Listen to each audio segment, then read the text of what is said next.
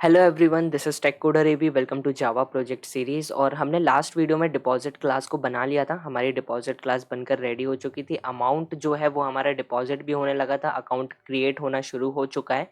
इतना काम हमने कर लिया है। आज हम हमारे एटीएम मशीन के मेन स्क्रीन जो है वहाँ पर उसको डिज़ाइन करेंगे, जिसको हम ट्रांजैक्शन स्क्रीन भी बोल सकते हैं। तो उस स्क्रीन को आज हम डिज़ाइन करेंगे। साथ में लॉगिन कैसे कराना है हमारे यूज़र को, डेटाबेस में से कैसे आईडी पासवर्ड मैच होकर के लॉगिन होगा हमारा यूज़र, वो भी हम सीखने वाले हैं। तो वीडियो को शुरू करते हैं। वीडियो को शुरू करने से पहले अगर आप चैनल पर न्यू हैं तो चैनल को ज़रूर सब्सक्राइब करना, साथ में बेल आइकन को भी प्रेस कर लेना, जिससे कि आपको न्यू वीडियोस के नोटिफिकेशंस जो होंगे वो मिल जाएंगे।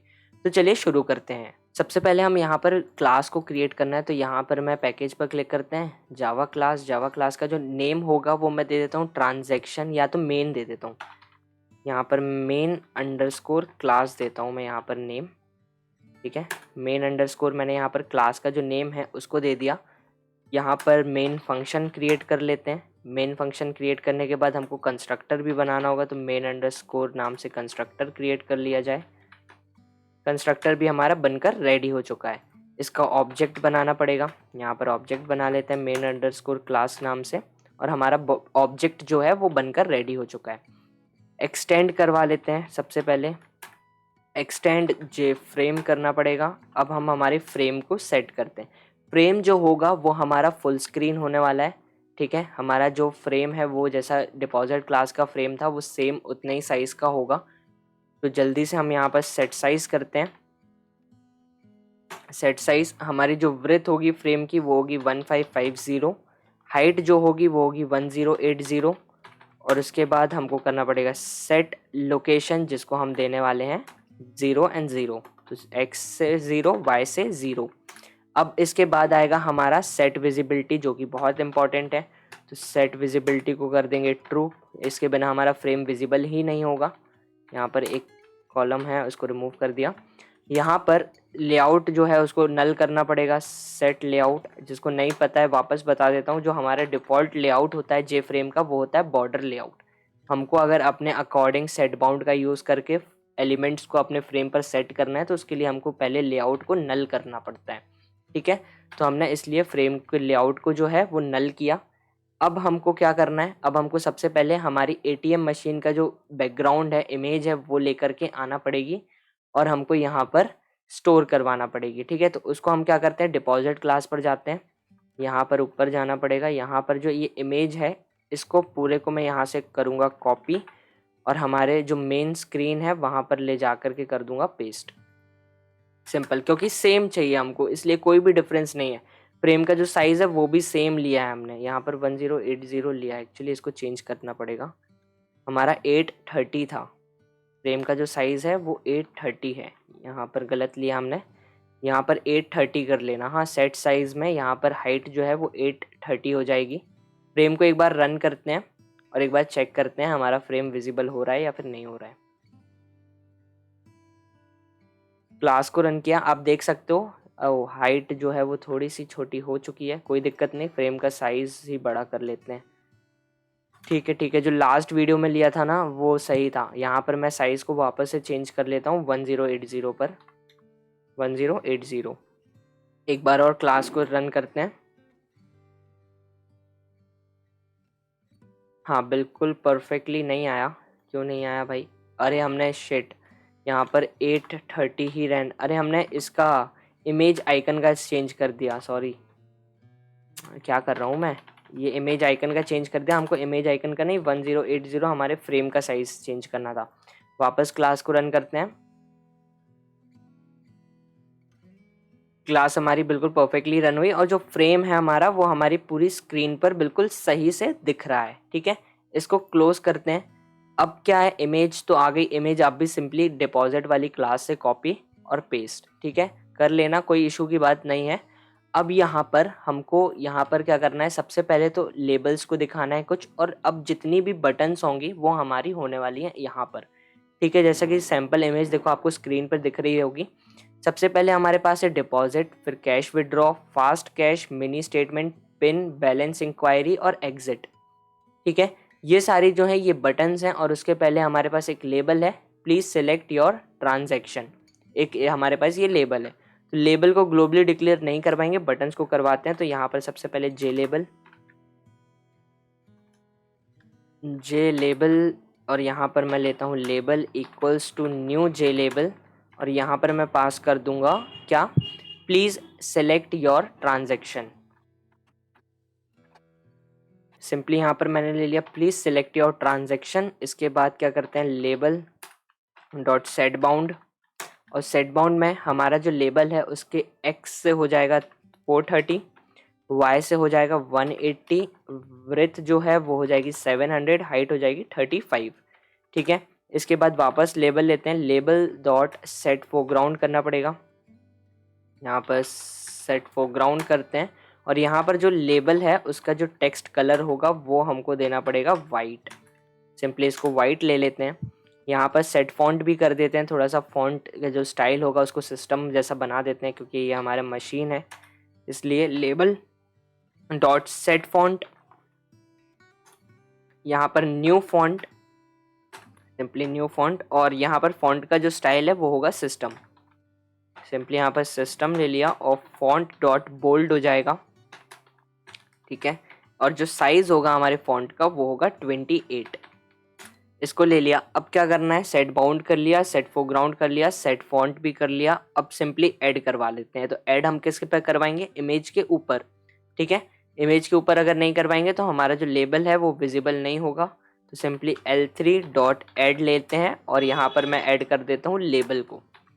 सिंपली यहाँ पर लेबल को ऐड कर दिया। क्लास को रन करके देखते हैं, हमारा जो लेबल है वो फ्रेम पर आ रहा है, और पोजीशन भी पता चल जाएगी। पोजीशन जो है वो बिल्कुल सही है। प्लीज सिलेक्ट योर ट्रांजैक्शन जो है वो बिल्कुल सही से दिख रहा है। अब ये जो बटन दिख रहे हैं इमेज पे, थोड़ा सा माउस का जो कर्सर है उस पर थोड़ा सा फोकस करना है। ये जो साइड में बटन्स हैं 1 2 3 4, 1 2 3 4, दोनों साइड जो बटन है वो 4 4 हैं। इन बटन्स के जस्ट सामने हमको हमारी बटन चाहिए। ठीक है, तो उनको लेकर आने की ट्राई करेंगे बिल्कुल परफेक्ट पोजीशन पर। तो इस फ्रेम को क्लोज करते हैं। अब हमारी काम आता है बटन्स का।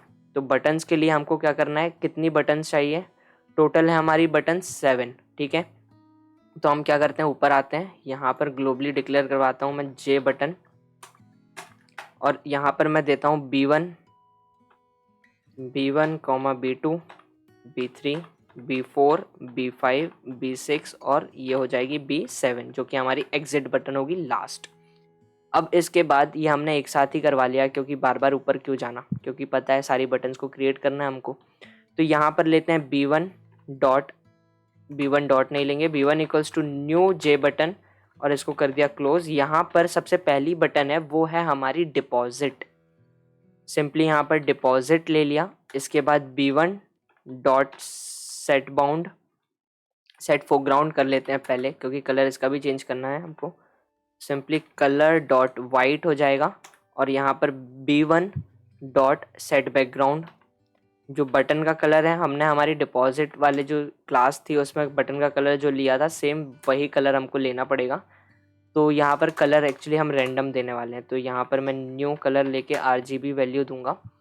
R की वैल्यू है 65, G की वैल्यू है 125, और B की वैल्यू 128। ठीक है, ये हो गया B1 डॉट। अब हमको क्या लेना पड़ेगा, एक्शन लिसनर को हम लगवा लेंगे। एक काम करता हूँ, मैं लगा ही देता हूँ, कमेंट आउट कर देंगे। एक काम करो, रहने दो, अभी रहने दो।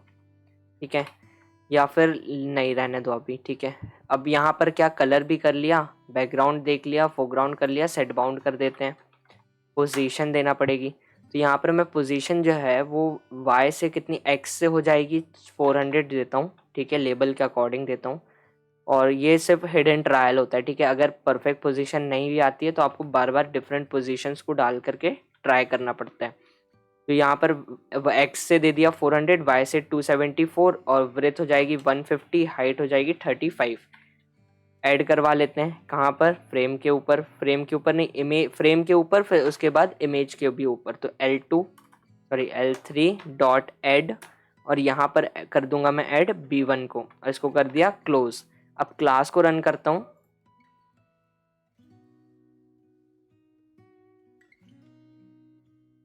क्लास को रन किया तो हमारी जो बटन है वो पोजीशन पर नहीं आई, एक्चुअली थोड़ी सी फ्रेम के ऊपर आ रही है हमारे मशीन के।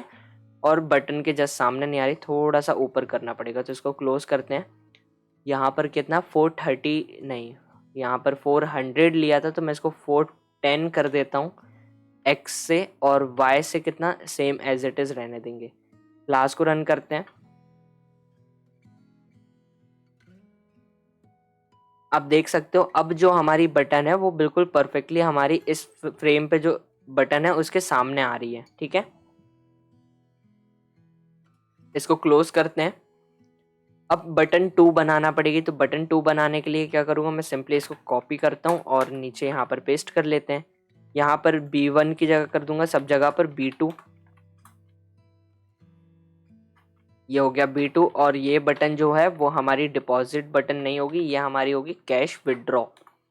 ठीक है, ये हमारी बटन होने वाली है कैश विड्रॉ, क्योंकि ये हमारी जस्ट सामने आएगी डिपॉजिट के। यहाँ पर देता हूँ कैश विड्रॉ। ये हो गया कैश विड्रॉल। और यहाँ पर मैं क्या करता हूँ, कलर वगैरह सब कुछ सेम रहेगा, पोजीशन चेंज होगी एक्स से 410 की जगह कर देता हूँ मैं इधर पे 700। और जो वाई की पोजीशन है वो सेम रहेगी, हाइट एंड ब्रेथ सब कुछ सेम होगी। ठीक है, तो क्लास को रन करते हैं।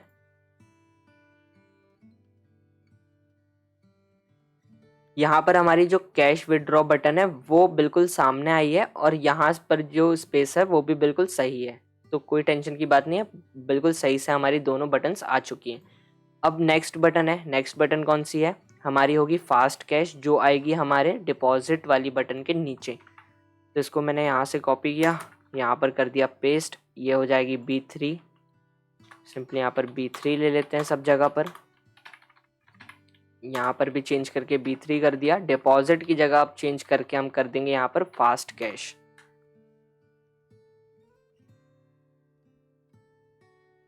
सिंपली यहाँ पर हो गया फास्ट कैश। यहाँ पर पोजीशन को चेंज करना पड़ेगा। अब ये जो पोजीशन है ये कहाँ से चेंज होगी, ये एक्स से जो पोजीशन है वो सेम रहेगी। क्यों, क्योंकि ये बटन जो है वो डिपॉजिट के नीचे आने वाली है, तो हमको चेंज करना पड़ेगा वाई को।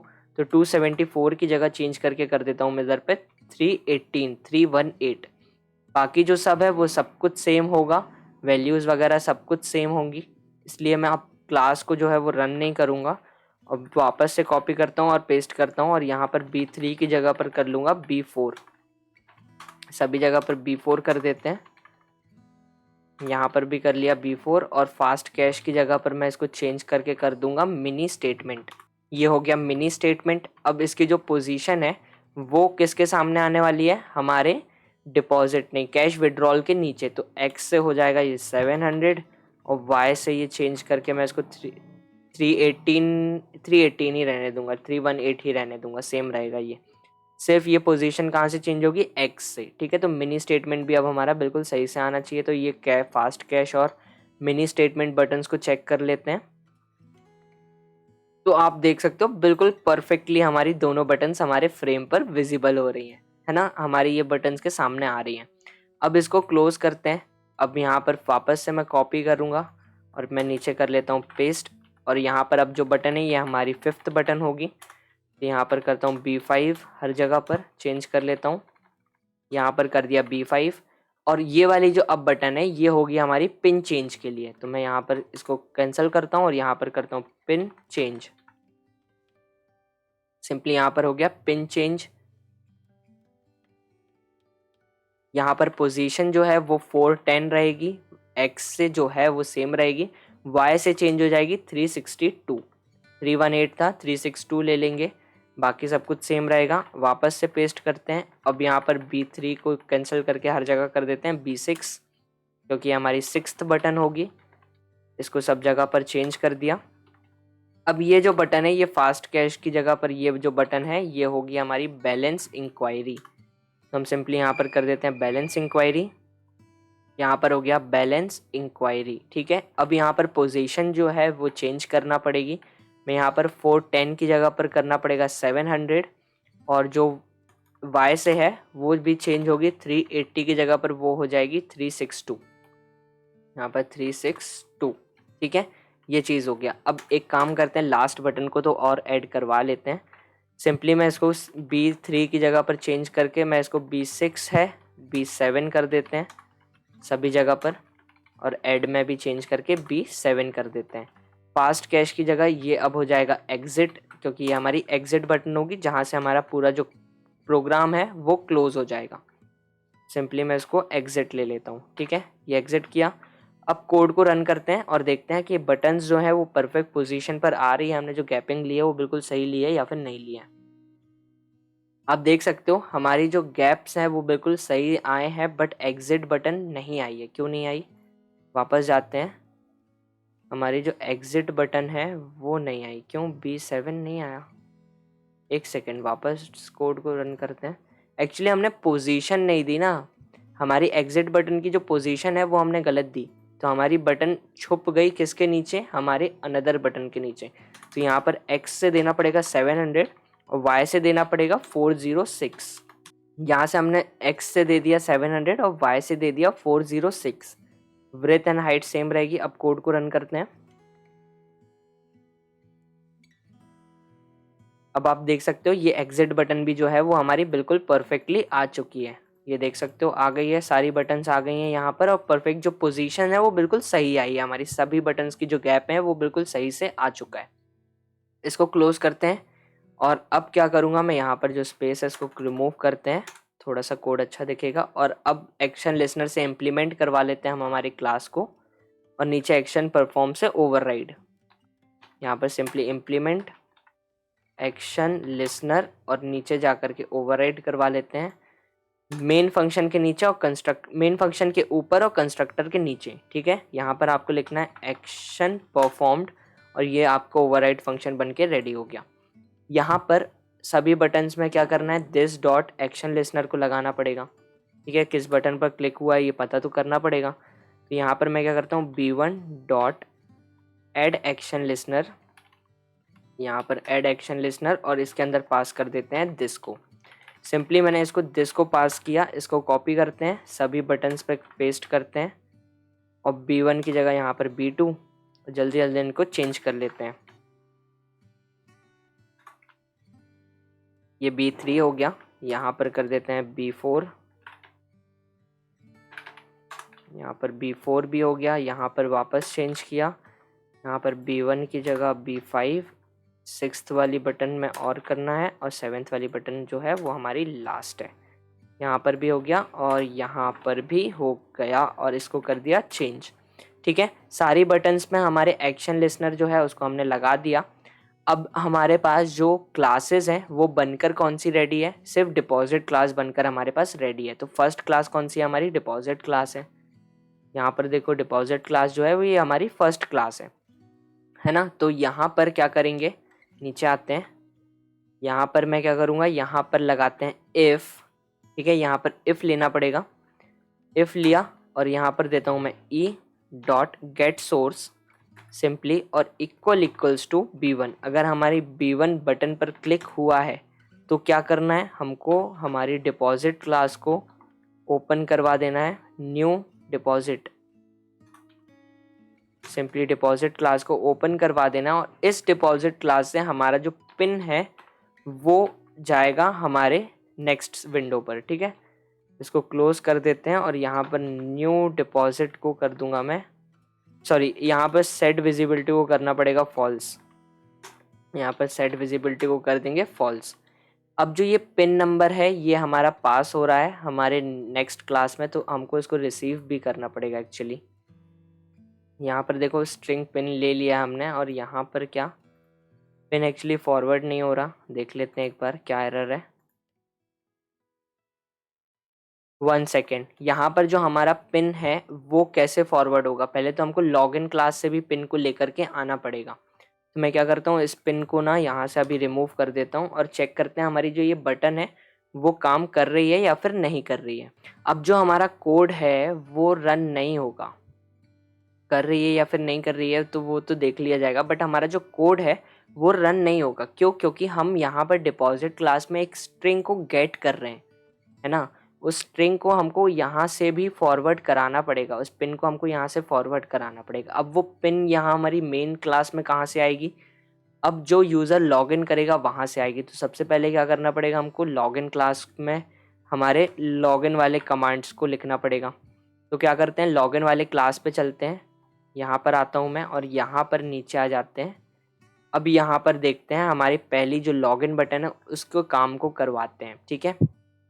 तो अब हम क्या करेंगे, यहाँ पर नंबर 1 जो बटन है वो हमारी लॉगिन बटन है, साइन इन बटन है, ठीक है। तो यहाँ पर थोड़ा सा गैपिंग कर लेते हैं। अब हमको पहले तो डेटा चेक करवाने के लिए सबसे पहले हमको वैल्यूज़ को निकालना भी पड़ेगा। तो इसके लिए क्या करते हैं, यहाँ पर पहले कनेक्शन बना लेता हूँ मैं। हमारे कॉन क्लास का कनेक्शन बना लेते हैं, con c equals to new con, और इसको कर देते हैं क्लोज। अब हमारे पास स्ट्रिंग, हमारा कार्ड नंबर जो यूज़र एंटर करेगा हमारी फील्ड में वो पहले हमको लेना पड़ेगा ना, फिर ही तो डेटाबेस से मैच करवाएंगे। तो हम इसको क्या करते हैं, पहले मैं ले लेता हूँ स्ट्रिंग कार्ड नंबर, कार्ड एनो लेता हूँ और इक्वल्स टू करके हमने ऊपर किस नाम से टेक्स्ट फील्ड बनाई थी वो चेक कर लेते हैं। हमारी टेक्स्ट फील्ड जो थी वो पिन वाली ये है, कार्ड वाली जो टेक्स्ट फील्ड है वो टेक्स्ट फील्ड 2 के नाम से है। 1 सेकेंड देख लेते हैं। हाँ, ये वाली जो हमारी टेक्स्ट फील्ड है वो टेक्स्ट फील्ड 2 के नाम से है, ठीक है। 1 कहीं और लिया था क्या, नहीं, टेक्स्ट फील्ड 2 के नाम से हमारी है जहाँ पर कार्ड नंबर एंटर हो रहा है। अगर आपने किसी अनदर नेम से लिया है तो एक बार चेक कर लेना, ठीक है। अब हम इसको text field 2 dot gate text कर लिया। अब टेक्स्ट फील्ड के अंदर जो भी हमारा कार्ड नंबर यूज़र एंटर करेगा वो आकर के स्टोर हो जाएगा हमारे स्ट्रिंग कार्ड नंबर के अंदर। वैसे ही अब हम स्ट्रिंग पिन ले लेते हैं और सिंपली इक्वल्स टू करके पासवर्ड टेक्स्ट फील्ड लिया था हमने, पासवर्ड फील्ड 3 के नाम से लिया था। एक बार और ऊपर कंफर्म कर लेते हैं, बिल्कुल सही है, पासवर्ड फील्ड 3 है वो। इसको हम करेंगे डॉट गेट टेक्स्ट, सेम इसको भी गेट टेक्स्ट कर देते हैं। इसको गेट टेक्स्ट किया, इसको कर दिया क्लोज। अब हमारे यूज़र जो भी हमारी पासवर्ड फील्ड में और टेक्स्ट फील्ड में जो भी कार्ड नंबर और पिन एंटर करेगा वो आकर के हमारे इन स्ट्रिंग्स के अंदर स्टोर हो जाएगा, ठीक है। अब हमको डेटा में, आपको याद होगा जब हम साइन इन का जो लास्ट पेज था वहाँ पर 2 टेबल बनाई थी हमने, एक लॉगिन टेबल भी बनाई थी जिसके अंदर डेटा में क्या जा रहा था, कार्ड नंबर और पिन, और एक और टेबल बनाई थी जो साइन अप 3 के नाम से थी। तो जो लॉगिन टेबल बनाई थी जहाँ पर पिन और हमारा जो कार्ड नंबर है वो स्टोर हो रहा था, अब हम उस टेबल में से हम यहाँ पर जो वैल्यूज़ एंटर हुई है उनको मैच करवाएंगे। और उस टेबल में अगर कार्ड नंबर और पिन मैच होता है तो हमारा यूज़र आगे जा पाएगा, और मैच नहीं होता है तो उसको एक एरर का मैसेज शो हो जाएगा। तो क्या करते हैं, यहाँ पर पहले वैल्यूज़ को चेक करवाना है तो क्या करेंगे, एक स्ट्रिंग बनाता हूँ मैं। सिंपली मैं स्ट्रिंग क्यू लेता हूँ, स्ट्रिंग क्यू इक्वल्स टू, अब हमको वैल्यूज़ को मैच कराना है तो पहले वैल्यूज़ को हमको गेट करना पड़ेगा, पहले वैल्यू को हमको निकालना पड़ेगा हमारी टेबल में से। तो उसके लिए क्या करते हैं, सिलेक्ट, सिंपली यहाँ पर लेते हैं सिलेक्ट स्टार फ्रॉम लॉगिन, हमारी टेबल का name, where card number, column का नेम जो है वो है हमारा कार्ड नंबर, तो simply card number is equals to, किससे मैच करवाना है, हमारे सिंगल कोट लेना पड़ेगा, डबल कोट, डबल प्लस का साइन, और यहाँ पर हम देते हैं कार्ड एनो, ठीक है। इसके बाद फिर नेक्स्ट कॉमा देना पड़ेगा, एक्चुअली कॉमा नहीं देंगे हम, यहाँ पर एंड लेते हैं, ठीक है, एंड लेंगे। और यहाँ पर फिर हमारा जो नेक्स्ट कॉलम है वो पिन के नाम से हमारी टेबल में, और किससे मैच करवाना है हमको, यहाँ पर पिन के नाम से, तो सिंपली मैं इसको पिन ले लेता हूँ, ठीक है। इसको कर दिया, अब हमने क्लोज। अब जो भी डेटा है वो हमारा गेट होगा, मतलब हमारा डेटा टेबल में से डेटा निकल कर आएगा, और वो निकल के जो डेटा आएगा उसको कहीं पर हमको स्टोर करवाना पड़ेगा। तो हम कहाँ पर स्टोर करवाएंगे उसको, रिजल्ट सेट के अंदर स्टोर करवाएंगे। तो सिंपली मैं यहाँ पर रिजल्ट सेट ले लेता हूँ और यहाँ पर नेम दे देता हूँ इसको रिजल्ट सेट इक्वल्स टू, यहाँ पर अब जैसे हम क्वेरी को रन करते ना वैसे ही क्वेरी को रन करना पड़ेगा। तो मैं यहाँ पर सी डॉट स्टेटमेंट, यहाँ पर अब अभी तक आपने देखा था हम जब वैल्यूज़ को डेटा टेबल में डाल रहे थे, इंसर्ट करवा रहे थे वैल्यू को टेबल में, तब हम यूज़ कर रहे थे एग्जीक्यूट अपडेट का, ठीक है, एग्जीक्यूट अपडेट का यूज़ कर रहे थे जब हम वैल्यू को इनपुट करवा रहे थे, वैल्यू को स्टोर करवा रहे थे। अब जब हम वैल्यू को निकाल रहे हैं तब हम वहाँ पर यूज़ करेंगे एग्जीक्यूट क्वेरी का, ठीक है। तो सिंपली हम यहाँ पर लेंगे c dot statement dot execute query, और यहाँ पर अब मैं इसके अंदर पास कर दूंगा क्यू को, इसको कर दिया क्लोज। और यहाँ पर अब जो डेटा होगा वो निकल कर आएगा और हमारे रिजल्ट सेट के अंदर स्टोर हो जाएगा। अब ठीक है, रिजल्ट सेट के अंदर डेटा भी आ गया, सारी चीज़ें हो गई। अब पता कैसे चलेगा रिजल्ट सेट के अंदर डेटा आया है कि नहीं आया, तो उसके लिए क्या करेंगे, इफ़ कंडीशन लगाएंगे और यहाँ पर मैं लेता हूँ रिजल्ट सेट। रिजल्ट सेट के अंदर डेटा है या नहीं है उसको पता लगाने के लिए हमको यूज़ करना पड़ता है डॉट नेक्स्ट का। रिजल्ट सेट डॉट नेक्स्ट, अगर रिजल्ट सेट के अंदर डेटा आ चुका है तो हमारा जो ये वाला फ्रेम है इसकी विजिबिलिटी कर दो फॉल्स, ठीक है। और हमारा जो न्यू फ्रेम है जो कि हमने मेन क्लास बनाई है, न्यू मेन अंडरस्कोर क्लास, इसको कर दो ओपन, ठीक है। ये ओपन हो जाएगा और इसके अंदर से अब जो पिन नंबर है ना, अब हम पास करवाएंगे यहाँ से हमारी मेन क्लास में, और फिर मेन क्लास से हमारे आगे डिपॉजिट क्लास में, और जिन जिन क्लासों में रिक्वायर्ड होगी वहाँ पर पास करवाएंगे। तो सिंपली मैं यहाँ से पास करता हूँ पिन, ठीक है, और मेन क्लास में कर लेता हूँ जा कर के गेट। यहाँ पर जो हमारा ये है कंस्ट्रक्टर, यहाँ पर मैं लेता हूँ स्ट्रिंग पिन, यहाँ पर स्ट्रिंग पिन, इसको ग्लोबली डिक्लेयर करवाना पड़ेगा। मैं यहाँ पर ऊपर जाता हूँ और यहाँ पर वापस लेता हूँ स्ट्रिंग पिन, इसको कर दिया क्लोज। नीचे आते हैं, नीचे आकर के मैं कर दूंगा this dot pin, actually dot लेना था, this dot pin equals to pin, ठीक है, इसको कर दिया क्लोज। अब जो ये पिन है ये हमारी लॉगिन स्क्रीन से पास होकर के आई और हमने यहाँ पर मेन स्क्रीन में गेट कर ली और इसको ग्लोबली डिक्लेयर करवा दिया। अब यहाँ पर देखो एरर रिमूव हो गया और यहाँ पर भी एरर रिमूव हो जाना चाहिए, नहीं हुआ, क्यों, ये एरर कहाँ पर है, क्योंकि ये एरर हमारा जो ये ऑब्जेक्ट बना है हमारे कंस्ट्रक्टर का यहाँ पर है, हमको यहाँ पर एम्प्टी स्ट्रिंग को पास करवाना होता है। एम्प्टी स्ट्रिंग को पास करवाया, एरर हो गया रिमूव, ठीक है। अब मैं यहाँ पर डिपॉजिट क्लास जो है इसको ओपन कर सकता हूँ, कमेंट आउट करता हूँ और यहाँ से मैं पास कर दूंगा पिन को।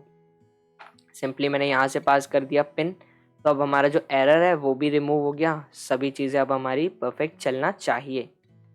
यहाँ पर भी, अच्छा हाँ, यहाँ पर एक स्लैश अलग से लग गया, ठीक है। सभी एरर सब हमारे रिमूव हो गए, ठीक है। लॉगिन से आते हैं, तो लॉगिन के लिए सबसे पहले क्या करते हैं, माय वर्क बेंच पे चलता हूँ और वहाँ पर लॉगिन में जो जो डेटा है ना उसको देखते हैं, क्योंकि कार्ड नंबर और पिन तो याद नहीं है। स्टार्ट, तो हम आ चुके हैं माई सिक्वल वर्क बेंच पे। तो सबसे पहले मैं यहाँ पर एक कमांड रन करता हूँ, कौन सा, यूज़ बैंक सिस्टम। इसके बाद मैं कमांड रन करूँगा सेलेक्ट स्टार्ट फ्रॉम लॉगिन। जैसे ही मैंने सेलेक्ट स्टार्ट फ्रॉम लॉगिन किया तो आप देख सकते हो हमारे पास ये 3 टाइप के कार्ड नंबर और पिन्स हैं हमारे पास अवेलेबल हमारे डेटाबेस में। तो मैं क्या करूँगा, इनको सिंपली कॉपी कर लेता हूँ, यहाँ से कॉपी करूँगा, कॉपी फील्ड किया और यहाँ पर मैं आगे चल करके पेस्ट कर दूंगा। तो क्या करते हैं, वापस इंटेलिजी आइडिया पर चलते हैं। हम आ चुके हैं वापस इंटेलिजी आइडिया पर और इसको करता हूँ मैं रन। यहाँ पर मैं मेन क्लास को नहीं रन करूँगा, लॉगिन क्लास को एक्चुअली रन करूँगा। हमारी जो लॉगिन क्लास है वो रन होगी। लॉगिन क्लास जो है वो हमारी रन हो चुकी है, ठीक है। अब यहाँ पर मैं कार्ड नंबर को एंटर करता हूँ। तो मैं कार्ड नंबर मैंने कॉपी किया था वहाँ से, यहाँ पर मैं पेस्ट कर लेता हूँ। ये एक्स्ट्रा कोलन्स लग चुके हैं, इनको मैं रिमूव कर देता हूँ, सिंगल कोट्स जो आ गए थे उनको रिमूव कर दिया। कार्ड नंबर आ चुका है, पिन जो है वो एंटर कर देता हूँ 5572। सिंपली मैंने पिन को एंटर कर दिया। साइन इन पर जब मैं क्लिक करूँगा तो मैं लॉगिन होना चाहिए और हमको आ गया एरर। क्यों, क्लियर बटन चल रही है, चल रही है, एरर क्यों आया देख लेते हैं।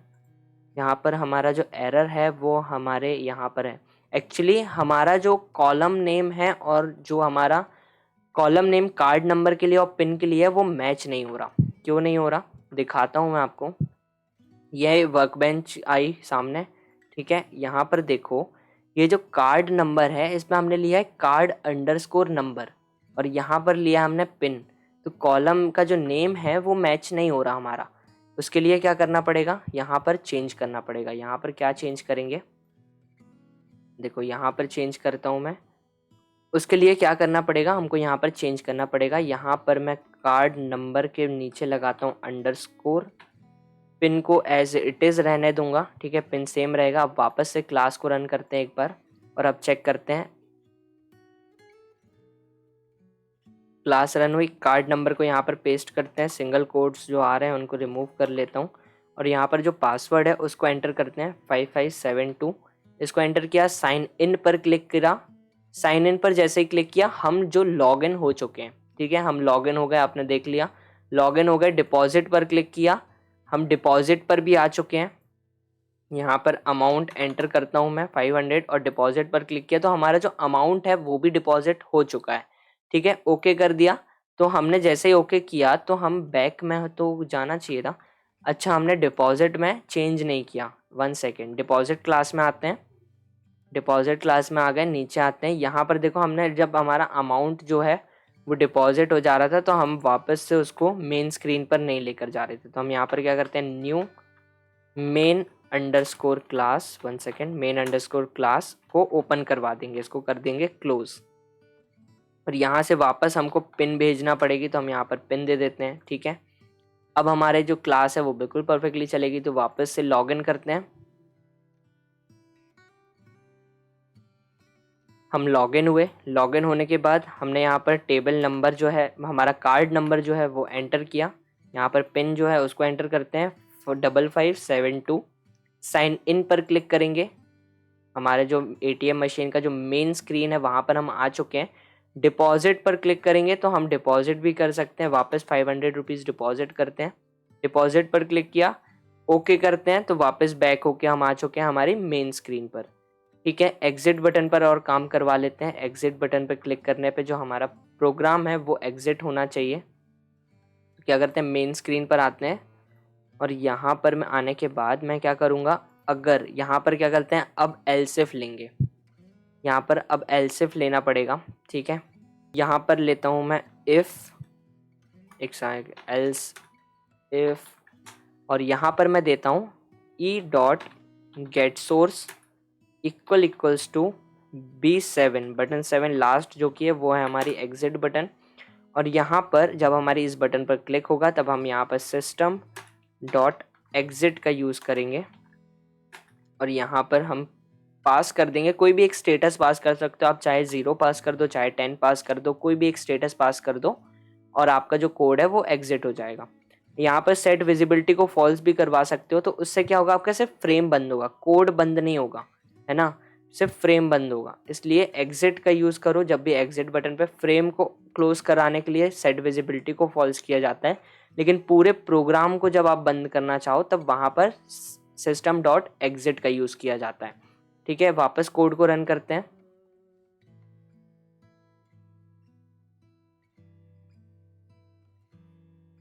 लॉगिन स्क्रीन पर हम आ चुके हैं। ठीक है, लॉगिन स्क्रीन पर है, 1 मिनट इसको ओपन कर लेते हैं।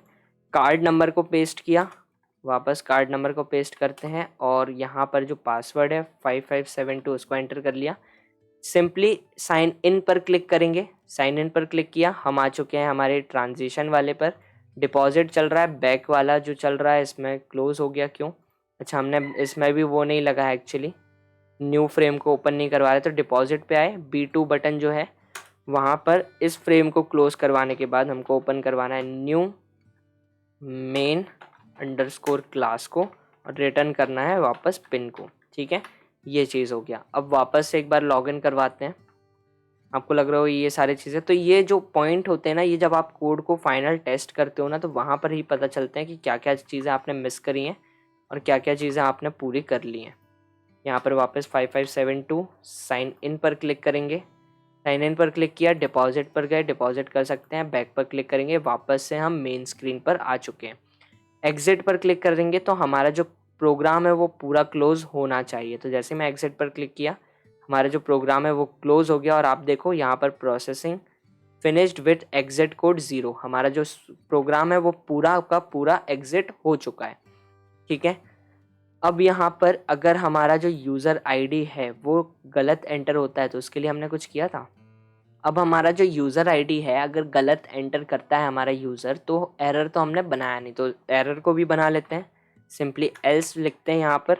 इफ़ कंडीशन में डेटा हमारा स्टोर अगर सही से आ गया है, मतलब आईडी और पासवर्ड हमारा मैच हो गया है, तो इफ़ कंडीशंस में हम मेन स्क्रीन पर फॉरवर्ड हो रहे हैं। अगर मैच नहीं करता है तो हमारा कोड आ जाएगा एल्स कंडीशन पर, और एल्स कंडीशन पर आने के बाद हम यहाँ पर यूज़ करेंगे जे ऑप्शन पेन का।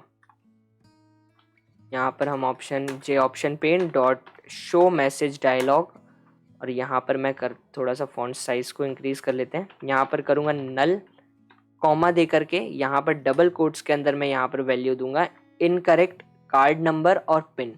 ठीक है, इसको कर देते हैं क्लोज। इसको जैसे ही क्लोज किया, अब मैं यहाँ पर एक बार वापस लॉगिन फ्रेम को रन करता हूँ कुछ गलत आईडी पासवर्ड डाल करके, फिर यहाँ पर ट्राई करेंगे। तो मैंने यहाँ पर देखो रैंडम नंबर गलत डाला, यहाँ पर पिन भी गलत एंटर करता हूँ। साइन अप पर जैसे ही मैंने क्लिक किया तो आप देखो यहाँ पर हमको मैसेज शो हो रहा है इनकरेक्ट कार्ड नंबर और पिन।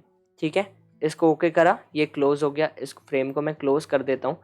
अब एक चीज़ और, जो हमने हमारे जो मेन स्क्रीन थी उसको जब देखा था, तो यहाँ पर आप देखो, एक मिनट फ्रेम रन हो जाए। फ्रेम रन हुआ, यहाँ पर आप देखो, यहाँ पर ऊपर हमारे पास मिनिमाइज, फुल स्क्रीन और क्रॉस का जो ऑप्शन है, जब हमने इंट्रोडक्शन वीडियो देखी थी वहाँ पर ये ऑप्शंस नहीं आ रहे थे।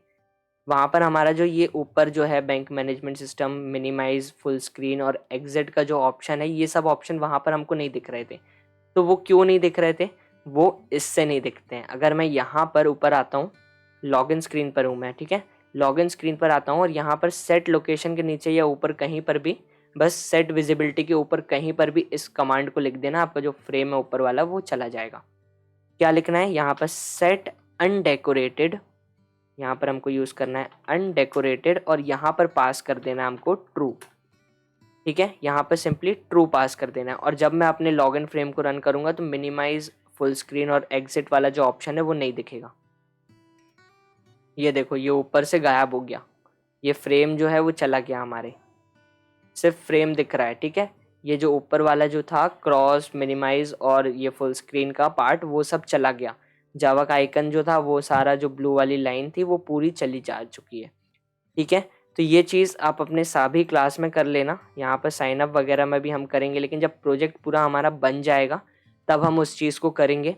ठीक है, अभी आप अगर करना चाहो तो बाकी क्लासेस पर भी कर सकते हो, लेकिन मैं बोलूँगा कि नहीं, अभी मत करो, क्योंकि फिर बार बार ना प्रोग्राम को क्लोज करने के लिए हमारे पास जब बटन नहीं होती ना तो बड़ी दिक्कत होती है। इसलिए पहले जब पूरा कोड हमारा बन जाएगा, पूरा प्रोजेक्ट हमारा कंप्लीट हो जाएगा, उसके बाद हम ये सभी, इस लाइन को तो बस उठा करके कॉपी करना है, सिर्फ इसको सभी क्लासेस में हम कॉपी एंड पेस्ट कर देंगे। ठीक है, तो आज की जो ये वीडियो थी इसमें हमने क्या देखा? आज हमने लॉगिन कैसे करते हैं, कैसे आईडी पासवर्ड को डेटाबेस में से मैच करवाते हैं, वो उन चीज़ों को देखा। मेन स्क्रीन को पूरा डिज़ाइन किया, एटीएम मेन स्क्रीन पूरी डिज़ाइन हो चुकी है। नेक्स्ट वीडियो में किसी अनदर टॉपिक की एक क्लास को डिज़ाइन करेंगे। ठीक है, मेन स्क्रीन बना ली, लॉगिन वाला काम कर लिया, डेटाबेस में स्टोर होने लगा है डेटा, डिपॉजिट भी करके देख लिया, अकाउंट भी क्रिएट होने लगा है। ऑलमोस्ट हमारा जो प्रोजेक्ट है वो 50% बन चुका है। ठीक है, अब जो नेक्स्ट वीडियो होगी वो, उसमें हम किसी न्यू क्लास को बनाएंगे, किसी न्यू क्लास का जो डेटा है उसको स्टोर करवाएंगे। तो वीडियो अगर अच्छी लगी है तो वीडियो को लाइक करना, अपने फ्रेंड्स के साथ में शेयर करना और चैनल को बिना सब्सक्राइब किए तो बिल्कुल मत जाना।